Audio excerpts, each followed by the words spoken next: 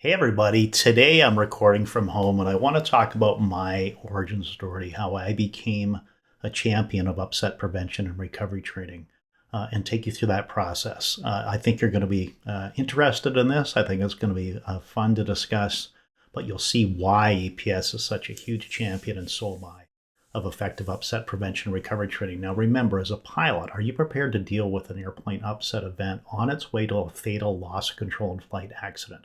That's always the underlying question, so let's go ahead and jump right in. All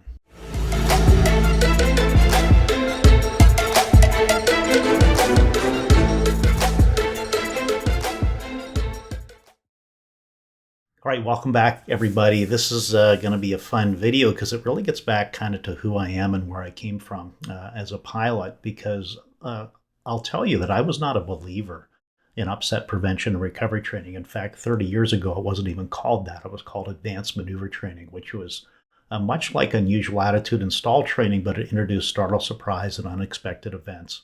I think you'll enjoy this story. So let's go ahead and jump in. So let's go to the slides.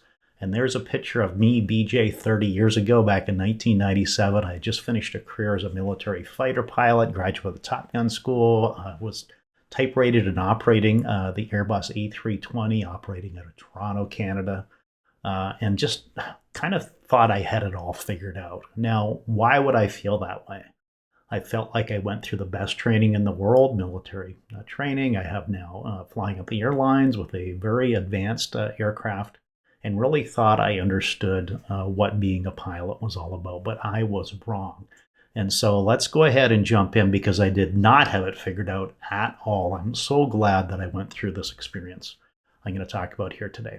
So we had an opportunity to train our very first class of non-military production test pilots in advanced maneuver training, and I talked about that a little bit already. So as I go through my story, I want you to realize that even though I talk about these production and test pilots not being able to effectively recover from a startling airplane upset event, I want to really preface this with the fact that it's not about them. It's not their fault. I'll talk about that as we go through it. It is the training system. We've discussed before about how the training system is really letting us all down in our safety, because it's not us, because we have passion to be the best we possibly can be. We follow all the requirements, all the regulation. Often many of us go well beyond that to industry events and so on, but still there's a massive gap in our training that really isn't addressed until you proceed forward with a modern, integrated, effective upset training program. So what happened with this group? So we started this process of training 10 professional production test pilots. And at the time, I remember talking to my business partner saying, I just don't believe this training is needed. Gosh, you get into a situation, just fix it and keep on going. I can't imagine that pilots will need this training. So I started out that first week as a non-believer.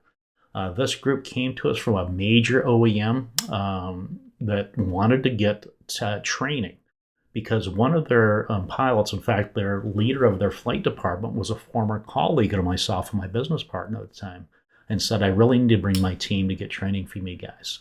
And so I was a little bit jaded, so to speak. I thought, I don't think this is going to be a business. I think this is just going to be something that he wants us to do for him. But I'll tell you what, I was shocked at what happened. And again, as I go through this, it wasn't about those pilots at all. It was about the training system. So here's what happened: is 8 out of 10 of them were unable to effectively or safely recover from an unexpected startling airplane upset event.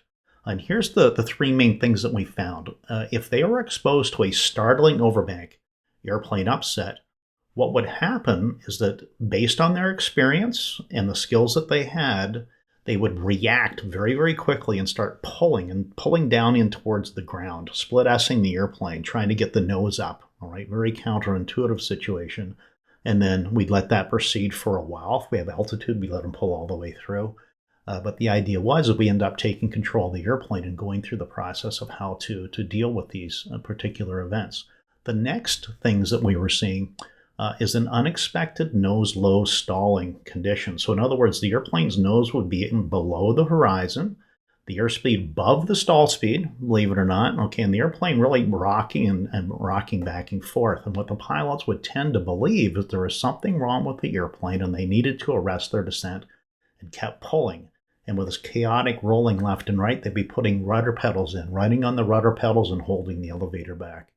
And that is both pro-spin inputs to the point where either that would continue to mush like Air France 447 down towards our minimum operating altitude, or would start departing into an incipient spin. In either case, we would have to take control. But there was no understanding of how that situation, being nose low above the stall with this chaotic aircraft behavior, was due to an angle of attack problem. Just especially in that startling situation, unexpected event. And so they would follow through with that. And just overall, what would happen if there was any type of a surprise all attitude event, the pilots would usually do one of two things. The worst one is just kind of throwing the controls around, guessing at what to do. And probably the best of the worst outcomes was freezing on the controls. Now, in effective upset prevention and recovery training, we call a positive outcome after training is a contain the startle factor initial response.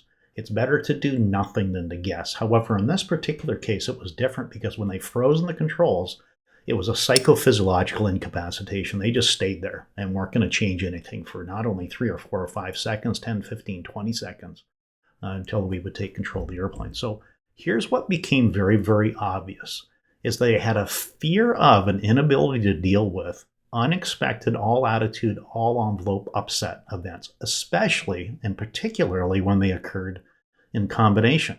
And so that's something to think about for all the folks out there that were like me, is that in our typical training, you have to think about the fact that an instructor will say, okay, here we go. We're going to do this exercise, a stall, an unusual attitude, nose high, nose low.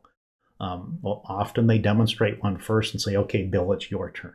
It's a very controlled environment, and we really never address them together.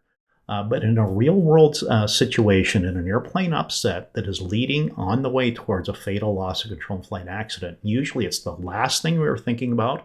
It's either an insidious onset, in other words, it sneaks up on us, or it's a rapid onset like a wake encounter. And then, bam, our mental state changes dramatically, and we get put into this situation of just not a stall. It's not the 1 G per second straight ahead, wings level stall. It's an aggravated, uncoordinated stall that quickly goes from stall to unusual attitude, or unusual attitude into a stall. It happens together. And so if we can think of just doing our training recovery of a stall and a training recovery of a planned nose high or nose low, is that those have a difficulty level of maybe 3 or 4 out of 10. But when you put them together in an unexpected way, it's like 12 out of 10, bang, that fast. Heart rate goes to 200. IQ goes from 150 to 75 so fast. And so what we discovered was that it had nothing to do with them. And this is where I had my epiphany. And this is how I started on this 30-year journey of focusing exclusively on upset prevention and recovery training, because this is where I had my epiphany, my awakening. So here's a picture of me and a great picture of the F-18, which I just love. It's been many decades since I flew it. But the thing I want to bring attention to is not me and the F-18. What I want to bring attention to is there was no difference between me and those production and test pilots other than our training. I went through military fighter pilot training. They went through professional jet pilot training. So what ended up happening is 2 worlds collided. We were together in that cockpit. You can see on the right there, the cockpit of the old steam gauges we used to have in our training airplanes is now all glass cockpit. But this is where my epiphany happened, and this is where I figured out what was going on. Because I'll be honest with you, with the first couple pilots, I was thinking, gosh, why did these particular individual pilots not understand how to deal with this? But when I got to the 3rd, the 4th, and the 5th, it wasn't much past the 3rd one where I realized there is something just wrong about the training system that these particular folks went through. So while it is an absence of pilot skills, it is not personal. It's not the pilot. It's not their fault. It's not your fault. It is the training system. The training system is the villain. Now, what I want to share with you, this is the worst kind of villain because it knows not that it is a villain. In fact, I would submit to you that every instructor, every training center, every regulatory authority you work with wants the very best training and believe that they do have the very best training system in the world. In many ways, they do. But there's a huge gap that allows loss of control in flight to exist. And that's something that needs to be addressed. And in upcoming videos, we're going to talk about what that is. Okay, so I want to read a quote from you from Dr. Tony Kern.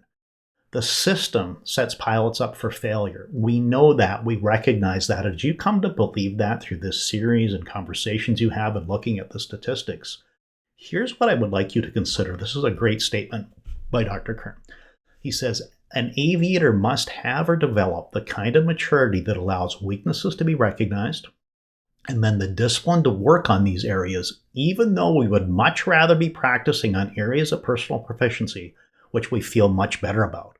So that's really illuminating. So what I want you to remember from this particular quote is this, is what we need most is usually where we've never been before or we don't want to go. Okay, so think about that. What we need most to be the pilot that we aren't now, to fill in these gaps, is to do things we haven't done before and go seek out training in areas that we have not participated in, because that's what's going on. Okay, so as we look at the statistics, if you take a look at those huge columns on the left, and I have the mitigation arrows over top of them, but they start at the very top. It's the ineffective use of on-aircraft training, advanced simulation, and academic training that only marginally mitigates the risk of loss of control in flight. That's important to understand. While we're mitigating loss of control in flight, the training system itself perpetuates loss of control in flight as the #1 threat to air safety. With effective mitigation shown by these arrows, which is that you can see 3 of them, integrated combination of effective academic training, of advanced simulator training, of on-aircraft targeted purpose-built training platforms, you can drive down that arrow to the bottom. And that's not an exaggeration. The size of that arrow chain has been measured. It's been third-party measured. For example, Delta Airlines, 5-year, 5 million flight study showed a 50% reduction, now 60% reduction, in even getting exposed to an airplane upset due to effective transformational training.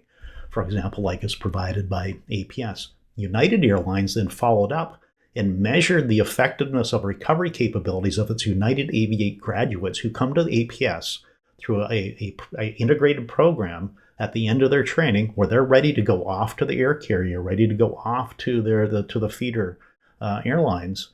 And we found that they increased their proficiency to be able to effectively deal with a startling, unexpected event by 400%. And we see that all across aviation. That's not a small thing to say, because you have the ability to transform literally in 3 days. And so what I mean by that is, think about the years you've spent to be a pilot, whether you're a couple of years in and a couple hundred hours, or you're decades in and tens of thousands of hours, whatever your competency level is, and you haven't been through a robust, targeted, advanced integrated training as offered by organizations like APS that are in compliance with the Every Pilot in Control Solution standard that maximally implements these particular platforms, effective on-aircraft training, advanced simulation, virtual reality, type-specific training, and academics, is that you have the opportunity in just 3 days of reducing your exposure to the #1 threat to air safety, loss of control in flight, by at least 50%. And should you encounter it in just 3 days, you increase your competencies by 400% to be able to effectively deal with that. So, what is that worth? I'm not here to try to sell anything other than the fact that you need to seek out effective training, because you can be a completely, totally different pilot in just 3 days. And graduates of that program, and we graduate 2 big classes every week, every Wednesday, every Friday, every single one of them says it's the very best training they've ever had in their life. It's transformational. They had no idea how close they were to the edge of the envelope. So folks, I want to end this video with that. That's my personal journey. Now, of course, we're leaving off some of the details because we just don't have time, and this is going on for a little bit. But that's how I was converted from being an absolute non-believer, this is a waste of our time as a training organization, to be the #1 most important thing that we do, that I do. This is my life's calling. We've been doing this for 30 years. And I'm hoping this video helped to get you to consider that you really should seek out and find effective transformational upset prevention and recovery training, because you'll never regret it. I'll see you in the next video.